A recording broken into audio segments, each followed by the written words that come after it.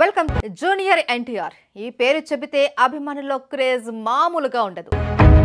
నందమూరి వారసుడిగా, తాతకు తగ్గ మనవడిగా నట వారసత్వాన్ని పుణికిపుచ్చుకున్న ఎన్టీఆర్ తన అద్భుతమైన నటనా కౌశల్యంతో అంతర్జాతీయ స్థాయిలో గుర్తింపు పొందాడు. సినిమాల్లో హీరోగా నటించిన తొలినాళ్లలో బొద్దుగా ఉన్న ఎన్టీఆర్ స్టూడెంట్ నెంబర్ 1, ఆది వంటి సినిమాలలో భారీ ఆహార్యంతో కనిపించారు. ఆ తర్వాత క్రమంగా బరువు తగ్గి స్లిమ్గా మారి ఇప్పుడు ఫిట్నెస్కు కేర్ ఆఫ్ అడ్రస్గా మారాడు.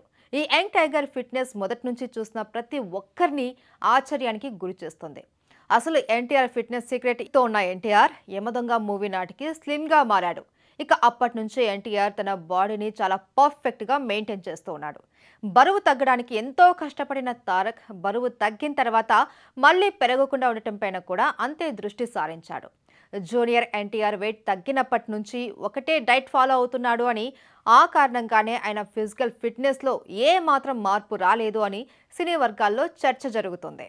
చూశాక అసలు అతను ఏం తింటాడు, ఏం వర్కౌట్ చేస్తాడు అని చాలా మంది ఫ్యాన్స్ కు క్యూరియాసిటీ ఉంటుంది. ప్రతిరోజు ఎన్టీఆర్ ఉదయం లేవగానే యోగా లేదా వర్కౌట్ కనీసం 2 గంటల పాటు చేస్తాడు అని టాక్.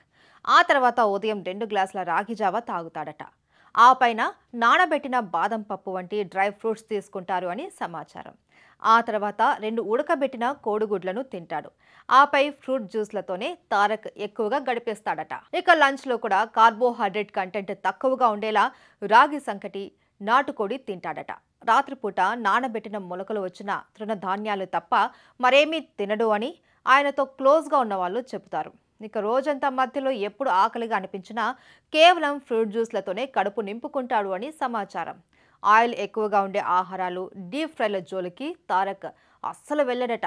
అంత కఠినంగా డైట్, ఎక్సర్సైజ్లు చేస్తూ ఉన్నారు కాబట్టే ఎన్టీఆర్ అంత ఫిట్గా ఉన్నారు అని ఇండస్ట్రీలో టాక్.